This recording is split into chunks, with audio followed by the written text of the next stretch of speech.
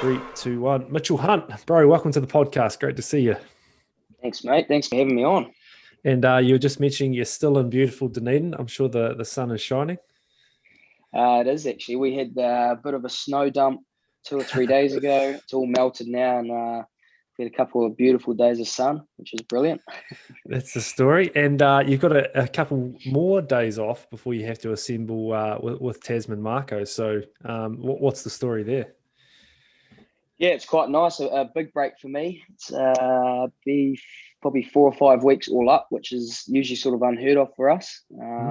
Yeah. So yeah, a couple more weeks for me. I had sort of 10 or 12 days off, just nothing post Super, and just had my first few days back training, just easing into it, and sort of on my own time really, which is actually really nice. That's the story. And you mentioned big. There's a lot of All Blacks now in sort of that Tasman squad. So pretty exciting team to be involved with, I'd imagine. Yeah, well, awesome for those guys who, I think the majority there, guys like Ethan Blackadder, Finn Christie, obviously Davey back in the group, but we all started our journeys at Tasman together. So great to see the likes of those boys getting their opportunities, and obviously Finn and Ethan getting the crack this week in the All Black game. So that's going to be pretty special for them. Definitely exciting for those boys. And with this podcast, I've titled it "Game Driving, Goal Kicking, and Good Bastards." So that's where we're going to dive into. Nice.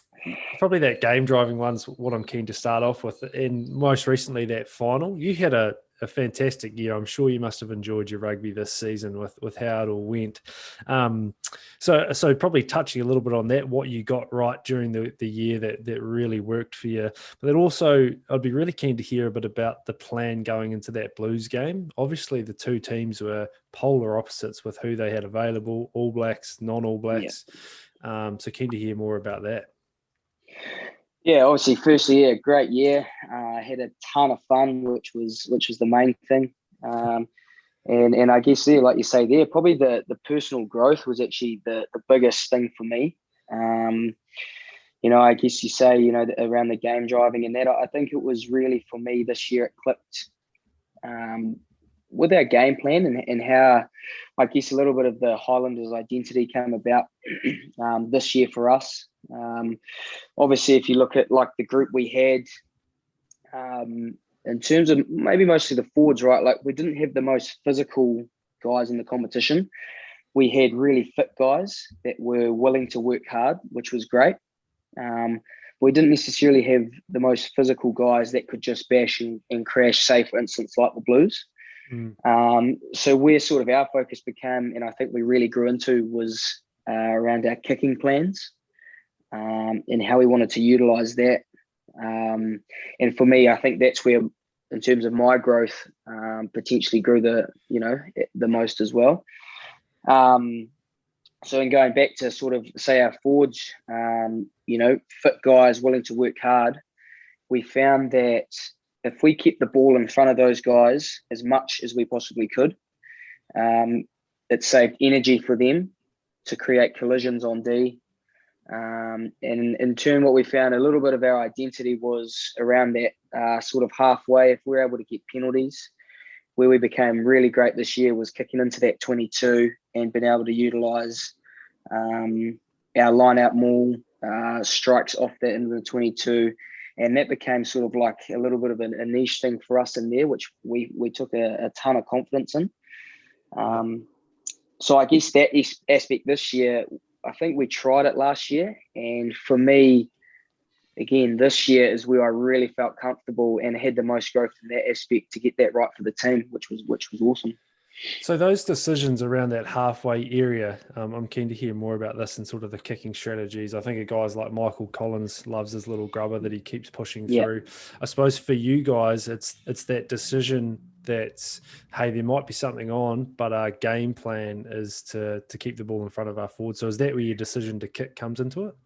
Yeah, absolutely. It was like if you think about it as, say you're on sort of your defensive team, we throw a contestable kick up that lands just outside or 30 metres out from their line. Now, as I'll just say the Blues, for example, to keep it easy. now those Blues boys who were sort of defending on that 10, they now have to work back 25 metres to secure a ruck to play forward again. And we keep doing that over and over and over. Now these big boys that we're attacking against, now they're going backwards to defend, secure, kick, to come forward again, to go back. So it was a little bit of that chess game for us, where I'll go back to, again, our guys are fit and willing to work hard. So if we're not wasting energy by trying to attack all the time into brick walls, we're not really making this momentum we're after. By saving energy, keeping the ball in front of our boys, it actually allows them to be really efficient on D. And we turn it into that little bit of identity. What I'm talking about is now our guys are really good on D, create collisions and turnover or jackal opportunities, meaning we're kicking into the 22 and potentially scoring. So that's a little bit how things played out for us. And I think we found it really, really comfortable towards the end of that year too. Unreal, mate. And the buy-in sounds like you guys all really bought into that plan. I'm interested, you put that contestable kick up, the Blues receive it 30 out from their own line. First part of it is, where are you wanting that kick to land? Middle of the field, closer to sidelines. And then as a defensive line, what type of phase are you wanting them to have to throw at you? Is it just a carry off that ruck? Do you want them to feel pressure and rushed? What's the outcome you're looking for there? Yeah, so I guess with the kick, right, like obviously there's that contestable factor, whether we're deeper, so the contestable kick can be like just smoked high. Obviously anywhere in those in that trans and that sort of 15 becomes important, because it does take away like a double-sided attack. If you're kicking sort of high bombs down the middle, they secure it well. They sort of do still have two sides of the field to go to. Where if we can sort of restrict that to one side, most of the time they're going to have to carry tight first, because we're the ones going forward, which is sort of that whole energy thing. They've got to go back to set. So it's really unlikely they're going to go from inside the 15 and try and play to width on the far touchline, because we're in control. Yeah. And so that's when our big guys have that energy to go and smash that. So like you say, now they're under pressure. Hopefully they're rushing. If they're trying to rush a kick back, that's when we now get the chance to counter back with a crappy kick. So, in terms of that stuff, it might be a wee corner kick for grass. It's still the same principle. It's putting them under pressure.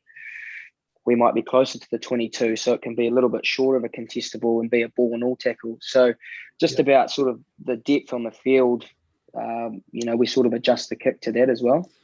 I love that. I've had a really unique experience, and this is about you, not me, but with the Melbourne Storm and learning about their kicking plans and how the accurate kick can then create what happens on tackle 3 purely from the outcome that they're looking for. And it's really opened my mind up with coaching rugby and actually putting, achievable things that the defensive group can do to hopefully, after 3 phases, where are they now still on the field under pressure? Yeah. And it sounds like you guys are similar there. The other one that you mentioned was creating collisions. Can you expand more on that, like the defensive line creating collisions? I think we got to, as a defensive group, we were the worst defensive team, and maybe in some areas we weren't, but in terms of like the tackle percentage and maybe what we were trying to achieve. So we were the worst defensive team in the Super Rugby Aotearoa, which sucked because our plans were really great. Obviously it sucks, but we had all the foundations there to be really great. We had a really good look at ourselves in that break between the two comps. And I think, I'm not sure after that last game, but I know we were sitting pretty much first with the Blues in terms of our defensive game numbers, which is a huge turnaround. And I think, again, partly because of our kick plan and our energy sort of saving around that. So in terms of those collisions, like we talk about maybe like a collision in the air being one, so contested high ball. It could be like a ball and all collision where the guy hits the deck and our guys are just blowing through to create that pressure. Or where we really got to was our big boys using double shoulders. So you'd have someone under the ball and a second guy over the top, and just trying to absolutely obliterate that guy in front to create spills or dominant collision there. Yeah. And again, I go back to that whole energy thing. Like, our guys couldn't do that or can't do that if we're just smashing them on attack into brick walls. So by being really effective in that kick game, we just saw this huge jump in the guys defensively. I think the dominant shot percentage, we were getting up over 10% for some games, which is huge. So we really saw that benefit. If we got the kicking right, we just saw that sort of defensive pressure just grow amongst our big boys, which is fantastic. Yeah, I love that double shoulders cue. It's such a descriptive thing to look for as a defensive line. Was there anything unique that you can share just around the plan for the Blues? I'm sure there'll be the players that you look to do unique things around. Is there anything that you can sort of share that sort of our listener would enjoy hearing about for that game? Yeah, for sure. Well, obviously that sort of the kicking plan I've sort of described in general was pretty much what we were sort of aiming to do with those guys as well. We saw a lot of clips and stuff leading into that game that, although they have some athletes, that shifting them around does take its toll on those big boys. So again, it's that same thing of like putting it in behind, hoping the back three tries to run from deep. Now their big boys have to go back to secure, and they just try and restart that cycle. So we try and play that game with them. Hopefully it tires them out.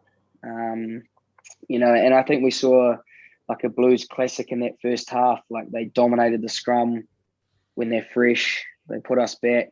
We're actually on D for a lot of it.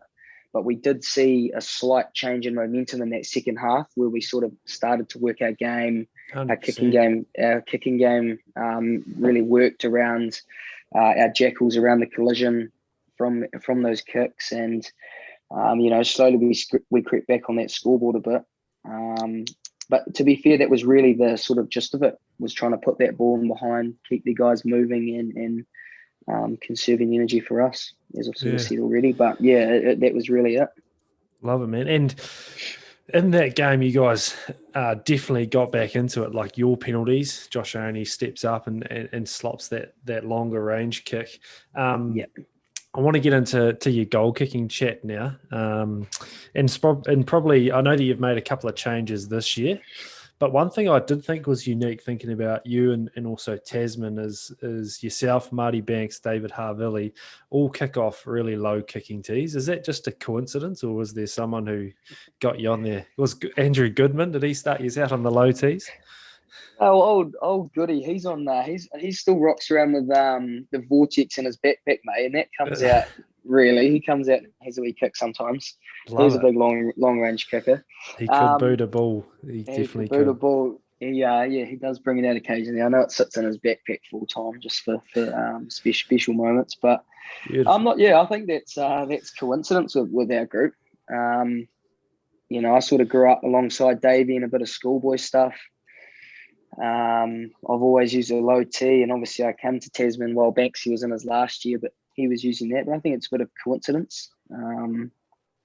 I think for me, the low T was, we'll probably dive into a little bit more, was the soccer days for me, the football days growing up. So, where you see my sort of goal kicks, definitely a bit unconventional, how side on I am, and it's definitely that soccer style that I know you talk about in a lot of your videos.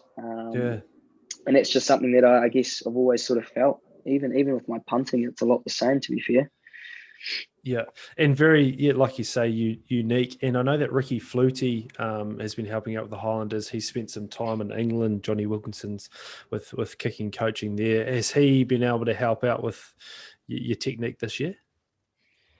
He does in bits and pieces. I think for me, like, it's so... It's very much like not really a normal sort of kicking style. And for me, what I put down to is like so much of my kick is on feel.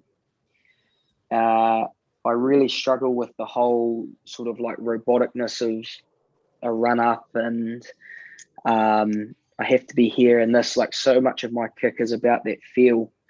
That really, I think he gives a few pointers a bit notes about I might be a little bit jammed in my kick. Make sure I'm staying up a little bit more, just little pointers. But I think for me, most of my goal kicking journey has actually just been working it out for myself and how that kick suits me best. What are the little tweaks that I understand now about my kick? You know, I'm very reactive to the ball on my foot. Is my foot in a strong position or scooping? Have I hit it on the toe, across the top, at the ankle? You know, so many little things like that now, I think for the most part has been me in my kicking journey and really just understanding how to kick the ball, really.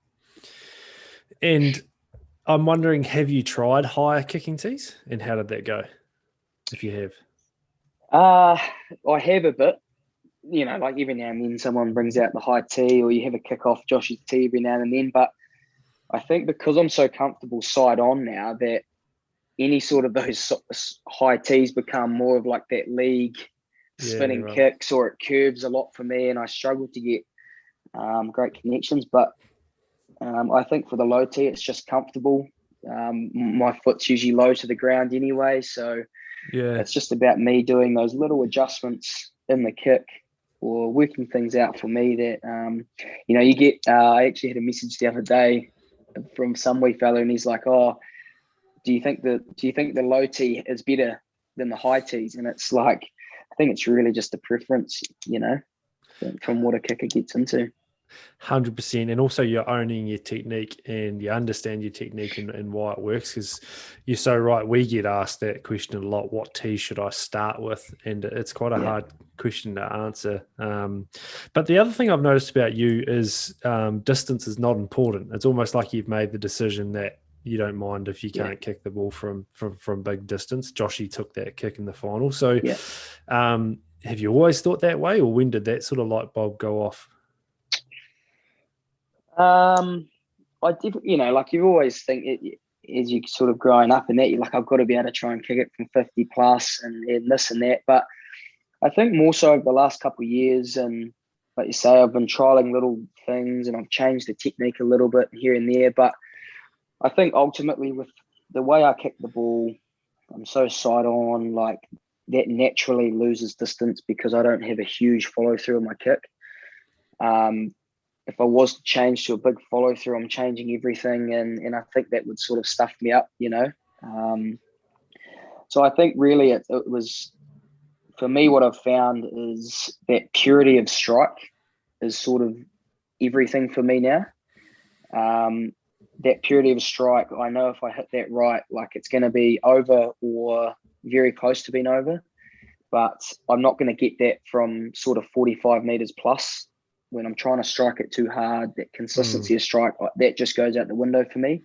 So I think definitely in the last couple of years, really honing in on that purity of strike, and knowing if I get that right, I'm going to be going over, or if not, very close to going over. And that's something that I've really tried to hone in on for sure. Purity of strike. What a statement. Love it. Very true. And definitely a low kicker, like that's a great mindset to take it into. I want to hear more about your pre-game kicking routine. It's the question we get a lot through Rugby Ricks. I'm sure you do as well. What do I do pre-game? So even if you do something in the morning of or night before, if there's something that you get through, and then also expand a little bit more on what you have to get through in a kicking warm-up for the Highlanders. Yeah, sweet. I don't think there's anything too particular for me that stands out would be different in terms of like the pre-game stuff. Obviously, I have a really good kick around, captain's run day. I'd like to be feeling really good for that, which is good. Pre-game for me, again, I try not to think about too much kicking because you try and play all those scenarios in your head before they happen. And I understand visualization is great, but that might be left to maybe earlier in the week around kicking sessions. I try not to think about the game too much heading into that back end. You know, like you hear those experienced guys and they're always like, don't play the game before it's happened. It's too much thinking. So I try to leave that feel good stuff for captain's run.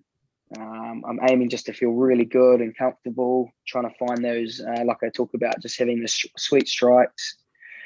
So heading into that game day, like, you just feel really good about your kicking. My If there warm-up was usually would be... like if I was to ask you the question, like for game day kick, what do you like at the end of it when you finish your running back into the sheds? What do you want to have achieved? Like, is it a certain number? Is it a certain feel? If you have 3 and you're happy, you leave it. Like, where you at with that? For me, it would use, if in terms of a number, I think it would be, what would I be? I think I'd be 10 kicks for my warm-up. So for me, the first 4 would be, again, the first 3 of those kicks for me would be sort of feel kicks. So I'm putting them down 22 to 20, probably 8 meters. There's no real set there. It's just, I'm going to put the tee out, maybe a few meters extra. I'm going to put the ball down. I'm actually not even going to step out my routine there. Right. I'm going to get back to a spot that feels good, and I'm just going to strike the ball. And this is even pre-game. I don't care if it misses, if it goes over. I'm looking for that strike, that feel good. And if I'm hitting that, I'm like, sweet, I'm in a good spot. That 4th kick for me might be up towards the 40. And that's when I'll have my first sort of run up or my steps, and do that properly. And then I'm probably from there having 3 kicks either side. And again, I'm not necessarily setting it perfectly. It might be just inside the 15. It might be outside the 15 or a penalty spot, and then out on the 5. And then it'll be same on the other side. But I like to do that just because if there's, like say if there's wind, you know, like It's just a bit of changing those spots. I like to have that last one always in the 5, just for that wind feel. If there might be a breeze, if there's not, cool, we're just kicking it. But it's not so much pinpoint for me. Again, like I say, like a lot of it's actually about the feel. If there's wind, it's the feel of the wind. The first few warm-up kicks are about the feel, the ball in my foot, just getting myself into a good place. So when I head back in, I'm like, sweet. It sounds like you've got a real focus on learning from every kick. So even in those warm-ups, if you're missing, you're sort of getting a read of the strike, the wind, the condition that you're then going to use in game, right? Yeah, for sure. Yeah. I wanted to say, like, obviously, again, like a lot for me around that feel. I saw 2 golf videos this year which really stood out for me. One was Tiger Woods, and he was talking about so much of a golf swing for him, he can tell in his hands. Right. And I guess if you relate that, for me, so much with my foot, I can tell from the kick. And that just resonated with me massively. He was telling which grooves he was hitting the ball from, the feel of his hands. And that really stood out for me in terms of my foot, in and around my goal kicking. So that feel of ball on foot, I could tell so much about a kick. Cool. And the second one for me was Brooks Koepka. Someone asked him if he listens to music when he does like his practice rounds. And he's like, no, I don't listen to music because I can tell so much about my golf shot from the sound of the ball and the club. Yeah. And again, that was another thing for me, is I could pretty much tell you for me, if that kick was going over from the sound of the ball off the foot. Yeah. And so I did a little bit of work with David Galbraith while he was in at the Landers a little bit at the start of the year. And he actually got to a point in a few kicking sessions where I would never look at the post the ball coming off my foot. Yep. And it was the whole thing around. So same thing, the feel of the ball and the sound of the ball off my foot. And it pretty much could get them all being like, that's good. That's good. Nope, that's not good. That's good, without ever looking at the post. And it feels awful not to look up. Yeah, I can imagine. You know, for the outcome. But got to a point where that was actually a little bit of my training now. Of when I kick the ball, it's like, okay, from the feel and the sound, yep, that's over. Yeah. So a lot of that really resonates with me around what those guys think about too. It's so cool to hear you talk this way, because another question that comes through a lot is how many kicks should I be having in a session?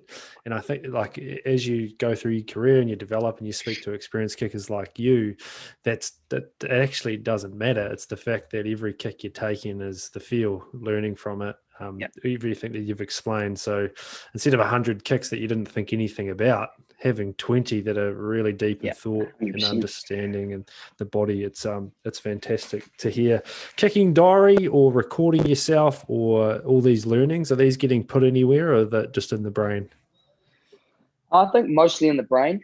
Like you say, I tend to try and learn off every kick as much as I can. So that's when I say, like, I think I'm very responsive now to the absolute little things in my kicks. So I try to learn from them straight away. But I think most of it's in the brain, and it's only small tweaks for me now.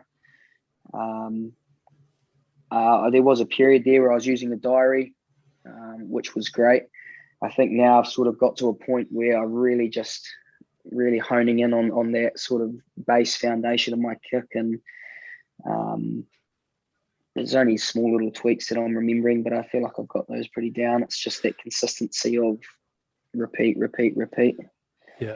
The last one on your kick that I want to ask you about is just your approach. I've noticed the changes that you've made in your approach, and almost a little bit of Percy Montgomery coming through with that, with being quite short.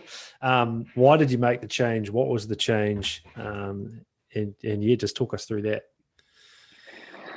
Yeah, so obviously it's pretty slow sort of movements for me, and I guess maybe over more so recently, I've found, again, when I talk about that purity of strike, because I'm so side on, and when I sort of had a bit of a longer run up, there's a little bit more room for error if I speed things up, or that speed wasn't quite right.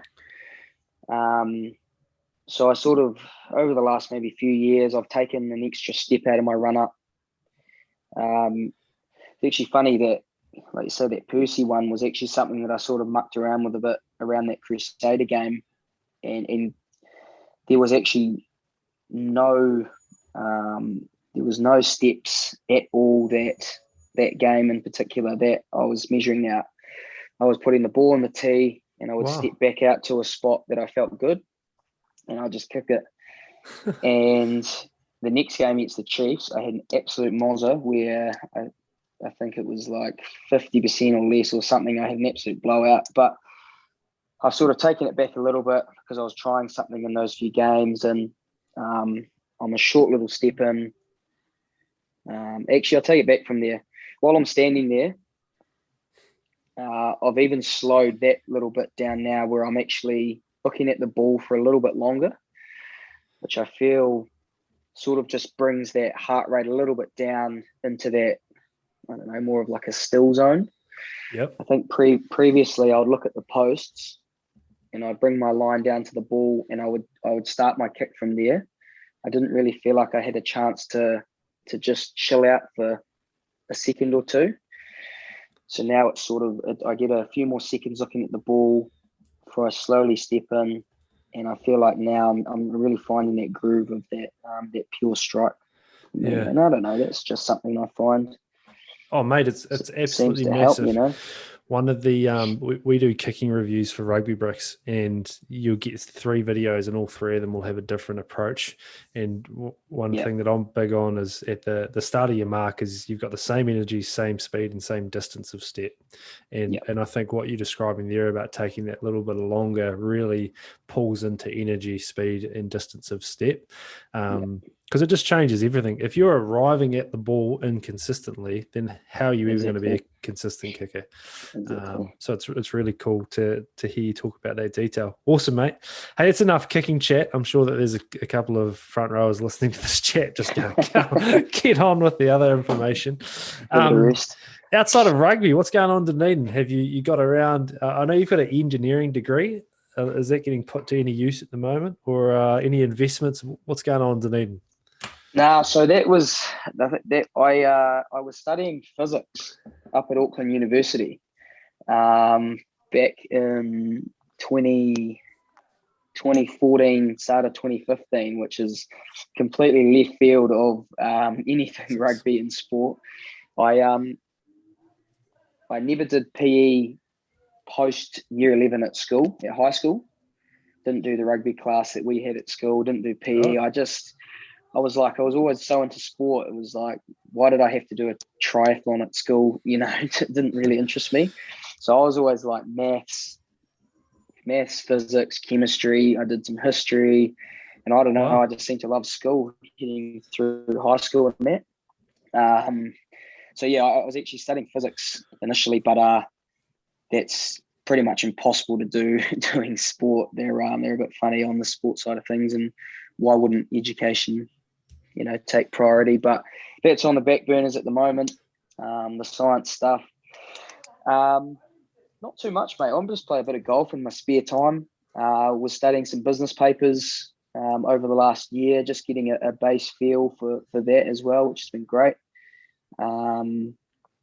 Keeping involved, some slight investments, but nothing serious there. But Cool. just trying to keep busy and You relax mentioned as well. at the start about personal growth in your game and game driving and obviously your goal kicking. Has there been anything you've done outside of the rugby world to help in that aspect, mindset? Obviously we have sort of the mental skills guys floating around with us and that. In terms of like the on-field stuff, I don't think necessarily. I think my massive gains have just been from playing, mate. Like, obviously I had a great time up in Christchurch with the Crusaders and that, but I just wouldn't have traded anything for the time that I've been given down here at the Highlanders to grow. Like, it has just been incredible to just get that feeling week in and week out of understanding game plan, changing pitches on the fields, just even being involved pretty heavily with the leadership group here and being around guys like Ash and Aaron in terms of team leadership. I felt like even that side of things has been a huge growth. So I don't think it's necessarily outside the footy. I just think everything from the in-footy perspective has been able to help me grow. And I definitely wouldn't have traded, anything else after the last couple of years and what it's done for me. You mentioned there about the Crusaders to the Highlanders switch. I'd imagine leaving Crusaders would have been big, but game time for players is always the happy place, right? And I've told a few young players, it doesn't matter if you're playing for an under-14 B team. If you're starting, you're a lot more happy than you are not starting, and it's the same further up through the ranks you go. So firstly, it must have been nice having that starting jersey and feeling week to week. I'm playing. I'm just can focus on the other stuff that's more important than selection. But the decision, how'd that go down? Conversations, was it easy? Was it hard? Obviously extremely tough. I guess that thing sits in your mind around why would you leave success? Why would you leave title potential? Who were the tens? Richie and you. Razzie Richie, Theo. There was a couple across when I was there. There was sort of Marty McKenzie, Ben Volavola. We had Mike Delaney in with us for a bit. Brady Cameron in the last couple of years at the Crusaders. So, but really from the time I was there, Rich was sort of the out and out one. I say I had a great time. I learned so much in terms of footy. I just didn't get the time to grow into that on the field. I didn't know if I was getting 15 minutes at the end of a blowout win or 5 minutes or 2 minutes. And I guess ultimately it was that decision. The question for me and just what I kept coming back to was can I hack Super Rugby? Like, can I foot it in Super Rugby with the rest of these guys? And I just had this personal question and it just kept popping up in my head. Can you foot this? Can you foot it? And if I left NZ at 24 or whatever it was, because I didn't want to go somewhere else and just go overseas, I think that question would have eaten away at me forever if I didn't give it a crack. And so hence that sort of search of a spot for time. Can I foot it in Super Rugby with all these guys? And that was the one thing that was sort of driving me to find this game time, see if I had the potential to grow with game time, and ultimately it's been an awesome move.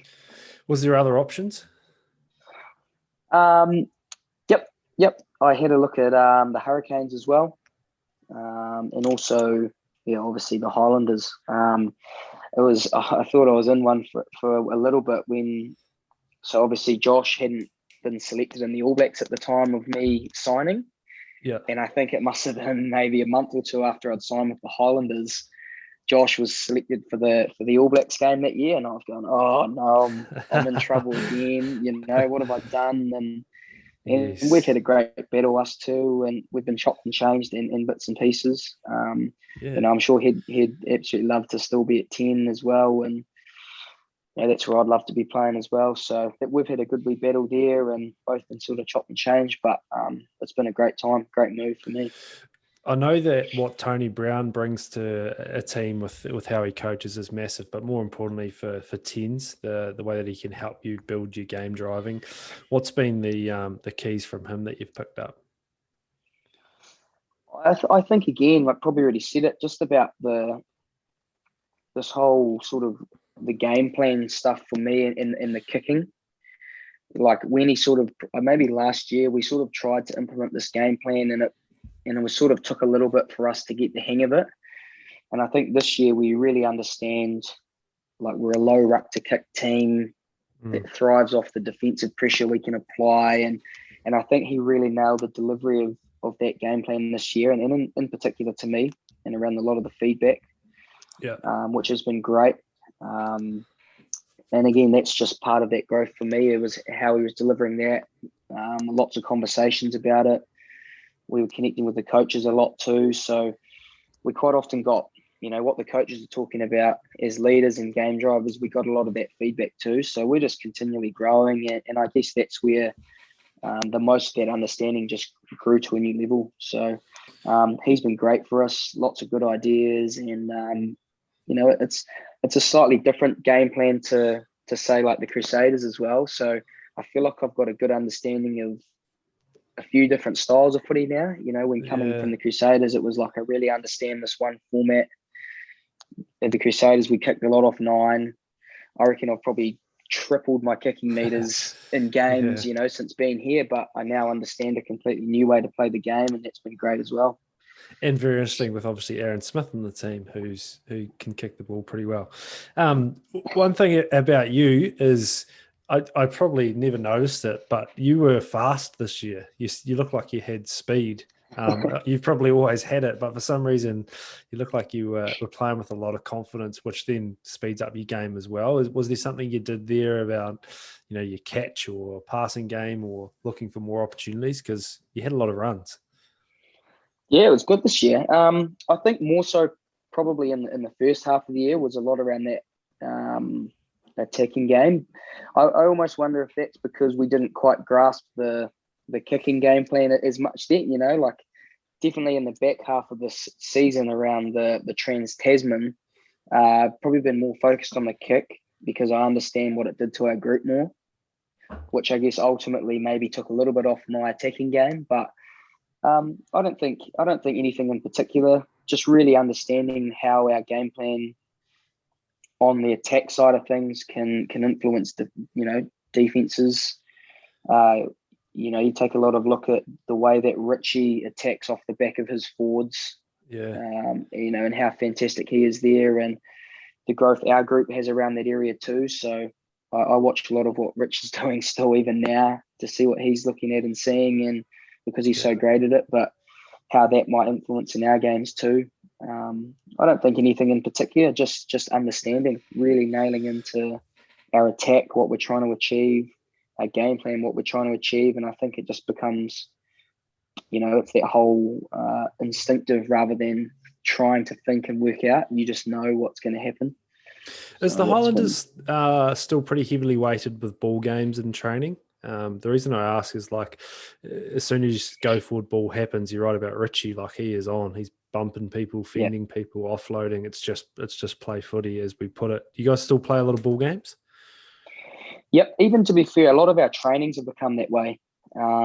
We'll find it'll be sort of a makeshift breach on the edge, and then, like you say, it'll just all go from there. It's running holes. It's finding weak shoulders to offload. A lot of that KBA, what's that reference? Keeping the ball alive through offload, off the ground pop. It's really just stay on top, use your skills, feel what you're feeling, and just go for it. Yeah. So a lot of that, yes, we play a lot of games around ball shift and that, but we've actually incorporated a ton of that into our general training. So Great. when the game does become unstructured, we're now just flowing off each other. We're reacting. It becomes a bit more instinctive. So yes, ball games, but also a lot more into general training of that as well. Great answer. And I've struggled with this with coaching with the Wallaroos over here, because often the girls are searching for a correct answer and option. What do I do in this situation? Because what you're saying just there is there's been a breach in the wide channel, instinct, get yourself in the hole, play, whatever happens. And I definitely feel like the best players can just play with that freedom, and they understand that as it unfolds, just make decisions. Tasman, I want to ask, obviously really successful. As a guy who's been involved in and built a lot of amazing Super Rugby players that are now getting All Black opportunities, why is that? Good academy, good cattle, good environment. What do you put that down to? Don't know. It's a tough one, eh? Like a lot of what Tassie and sort of the culture of Tassie is built off is actually, because it's such a young province as such, like Tasman in general. A lot of what our work and what we reflect on is actually the grind and the graft that the early Tasman sides did to now put us in a position to be successful. Like I think in those first few years of Tasman, you know, we talk about that they used to get smoked. Like they were just bottom of the table. They were fighting for relegation. There was a stage there where they were potentially going to be kicked out of the NPC stuff. And those guys really were the ones that did it tough. Then there were guys coming through, Robbie Melnick, the Marshall brothers, James Lowe, Banksy, the guys that sort of started that real growth of the union to becoming this sort of successful team.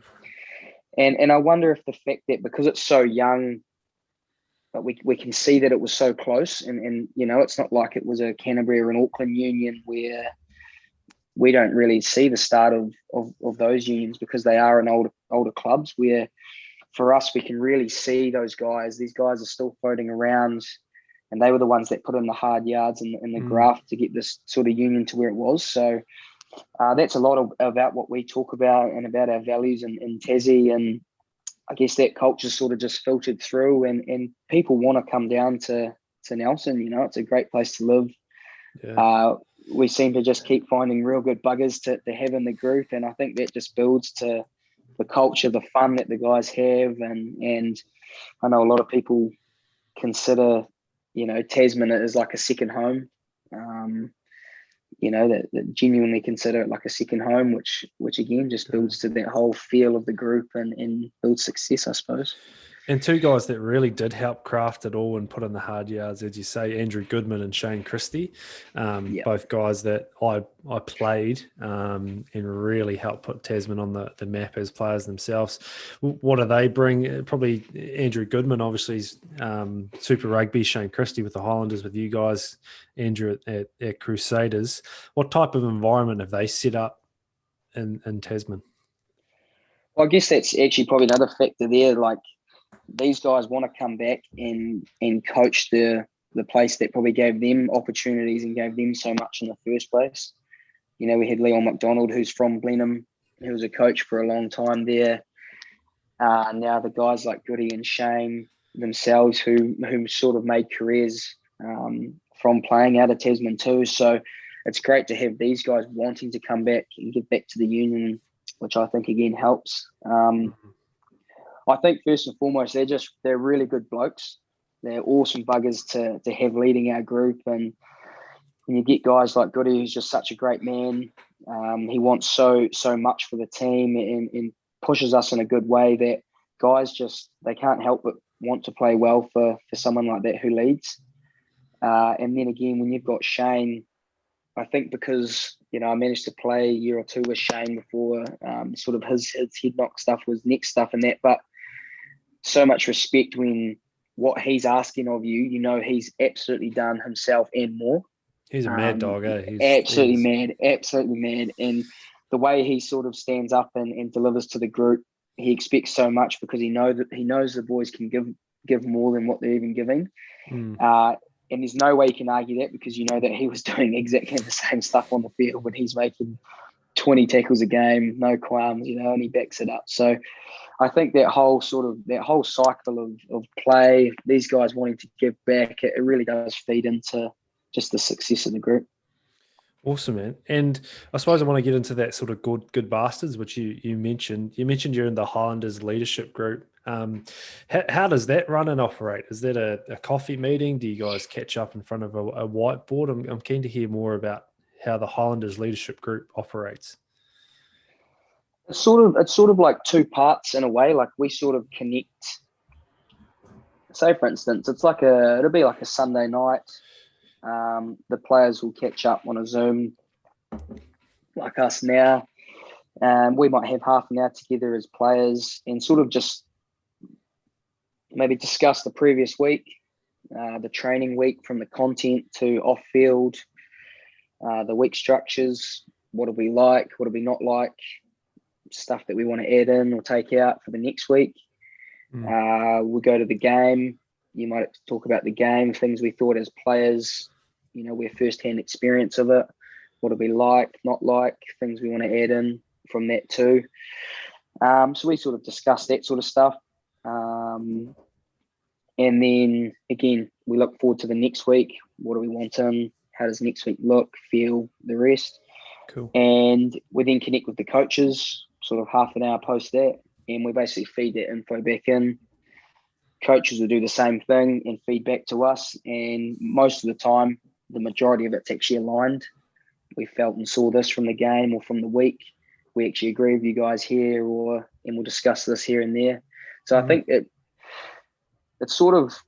just creates that complete alignment across the sort of leadership, from the coaches to the leaders, which can help filter down to the rest of the team. It makes things really clear and easy.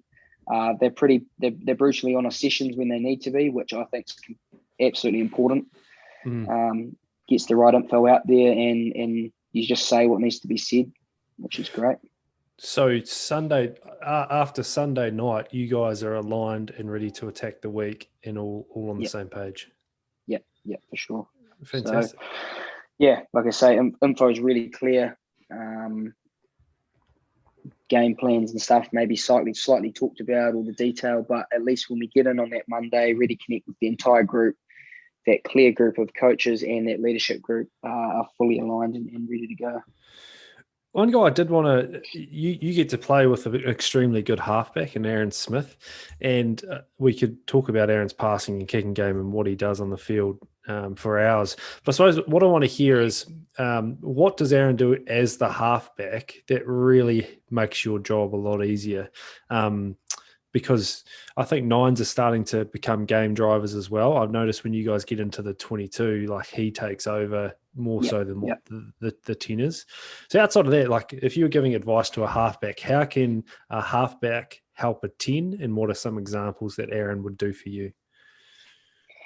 I think first and foremost, like he's very clear on the game plan.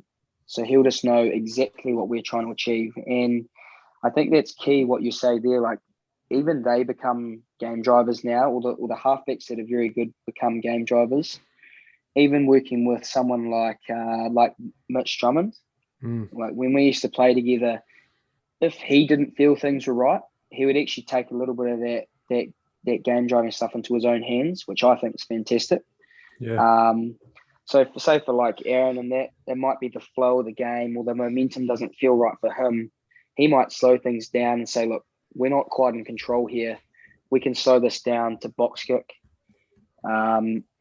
He might be cruising along, and part of his game, I know, which he's been working on, is looking for those corners. So even though I might be calling something out on the left, he sees a right corner on, and he just takes it off his own back to nail that kick and execute. So I think where those areas, he does take a lot of pressure off a team. But again, just I think the whole understanding, like the deeper he understands the game, the more he can become that sort of second driver in and around the group. That obviously as well. I definitely reckon with tens, like quite often you game drive with what you say, whereas a 9 game drives on what they do and who they hit with a pass, whether they scoot left or right. Like that is all their game driving ability, that they touch the ball more than anyone, right? And I suppose Aaron's kicking and passing game must be enjoyable for you to play off. Oh, it's great. He he listens pretty well to be, like if you want that ball, like he really trusts, which I think is a huge thing. If you're asking for that ball, the ball's coming, so you better be ready to do something with it. But he really trusts those guys around him too to make the right calls, and I think that's huge. If you can get that connection with your 9 and your 10, I think that the whole game becomes smoother. But like you say, when you've got a 9 that executes the way he does, the whole game is an absolute breeze, really. Mm. I want to ask you about development teams. You played for Auckland at the Blues development, right? How many how many development teams have you played for? Jeez. Well, yeah, I had a couple of years stint up there. I might have only played 1 or 2 games for that development team up in Auckland, and I was like right sort of raw out of school, so that was wow. That was good fun at the same time, but a little bit scary coming 18-year-old like 5th into semi-super, NPC level, and it's like go. Yeah. But great fun, and then otherwise probably a handful of games for sort of the Crusader development as well. Yeah. But I know it's pretty cool when, I got my flatmate at the moment who's plays club footy here in Dunedin. He actually got to have a couple of games with the development crew for the Highlanders. Yeah. And so he, in terms of guys like him, where he gets to go into this group full of super guys, he's like, this is wicked, wouldn't otherwise get to have these opportunities. So you get to share these different experience with guys at different levels. And for me, that would have been me playing for the Blues group with all these super guys. And you're like, geez, this is pretty cool. Yeah. And you get to share that with potentially like club guys as well, or guys filling in development groups. But great fun nonetheless. Yeah, I was a bit like yourself. I was the guy that played many a game for development sides, and you're so right. Like who you get to play against, and they're such fun games, right? So fast, just all out attack. Defense is not the priority. It's all about attacking development for sure, teams. for sure. Awesome, bro. What's next? We'll sort of wrap this up. What's next for you? You got the big Japan contract coming, or? Well, I'm sticking around in Dunedin for a little bit longer, which is cool. Got another year? Really enjoyed my time in Dunedin, and not in a bad way, but I think more than I expected to. I was like pleasantly surprised with the crew here, and you'd always heard good things, but really enjoyed myself with the group, the guys. What the coaching group's done. Isn't the roof great when you walk out to a captain's run or a game? But you're going through the week, and like you might be playing in Wellington or something, and I reckon from Tuesday I'm looking on Net Service like, what's the wind doing in Wellington? So I hate playing there, and you're like, you getting, like you say, you're getting through. It might be crap all week in Dunedin, and you're like, I'm just not worried one bit. It's going to be such an awesome spot. To play in the zoo, it's another experience again. You can't hear. It's a pain in the ass, but you love it at the same time, and I've thoroughly enjoyed myself, so I'll be here for another little bit longer, which is cool.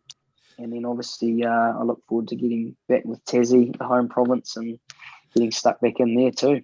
Yeah, Bunnings Cup now. Oh, I see. Yes, it is. It is. Change of sponsorship. Awesome, bro. Hey, we'll leave it at there. But mate, there was like I said to you before we sort of hit record, detail's great in these podcasts, and you seriously delivered with a lot of that stuff. So I'm sure that this podcast will help a lot of young players, coaches understand what you guys get up to in super level, and awesome detail, bro. So I appreciate your time.